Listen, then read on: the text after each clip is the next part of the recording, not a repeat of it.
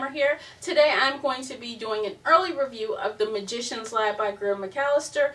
I was given this book in exchange for an honest review from the publisher, and in addition to the early review, I also have been given permission to do a giveaway for you guys who want to check this book out before it is published in January. Stay tuned at the end of the video to find out how to enter to win The Magician's Lie. So, what did I think of The Magician's Lie? I really enjoyed it. This was something so different from what I've been reading, and it's something like nothing else I've ever read, ever. It's historical fiction, and it has a little twist of paranormal, just a tad, but not too much. It's interesting balance of the life of an illusionist or a magician mixed with a tad of paranormal, mixed with, you know, historical fiction, and mixed with a tad of romance. Not very much, just a tad, a little bit of a thriller, a little bit. There's a lot of components in this book. And I have to say that Macallister really melds these things together really well. Not only is this historical fiction, so it takes place, the killing takes place I think in 1905, but we get to go back in time and learn about Arden, who is the illusionist in question, and we learn from the late 1800s to the early 1900s, which is like I think 1892 I think to 1905 or something like that, around a decade.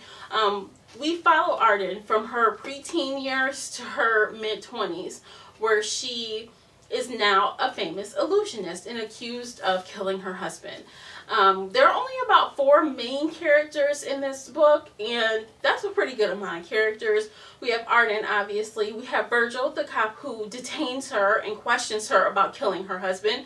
We meet a boy who stayed with Arden's family when she was younger, who is like this black spot in her life that will not go away.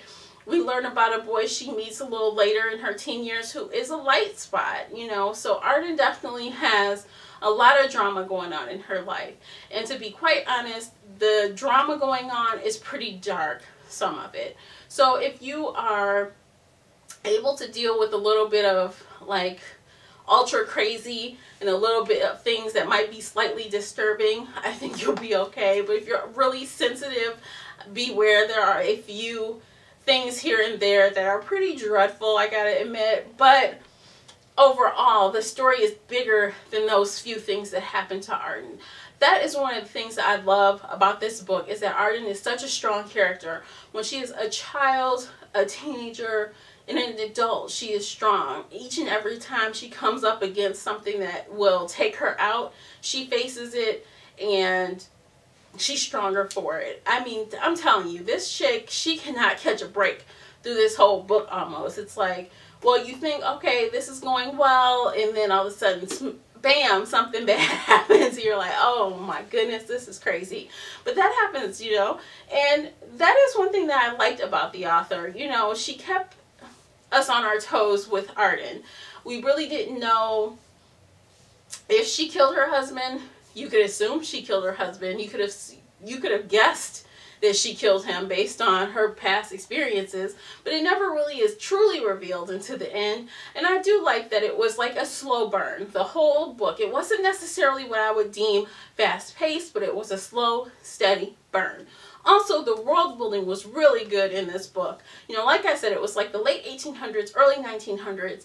I was able to appreciate how I was able to visualize, you know, the architecture of the theaters, the trains, I mean, even the old homes or mansions, things that, you know, places that she was in this story. I felt that the world building was really on par. It wasn't too much, it wasn't too little. I felt that it was appropriate. And you know, sometimes authors get kind of willy-nilly with that stuff, and it just seems like it's just more, like to the point where it's excess. But this book did not have that problem. I feel like it was just enough. And so, you know, we have this awesome, you know, world building with this super strong female lead character, protagonist on there. Those were things that I like. Now, as far as things that I didn't like, I do wish the pace was a little faster. I usually read books with really fast plots. You know, the plot's constantly moving. And while this book, it is moving, trust me, it's not a standstill, otherwise I wouldn't have finished it. It just was a slow burn, like I said earlier. It was kind of like a old train from the 1900s, how it moves kind of slow, but it's constantly moving. That is this book for me. So yeah, it was worth the read though. So you guys, what did I rate The Magician's Lie? I would rate it 4 out of 5 bookmarks. I really liked it overall. I had minimal issues with it. The only issue I had was the pacing. But other than that, I liked everything else. So that warrants 4 bookmarks in my opinion. Have you guys read The Magician's Lie yet? If you have, if you got an early copy, let me know. I'm curious to see what you thought of it. And if you haven't, is this on your TBR list? Will you be reading it?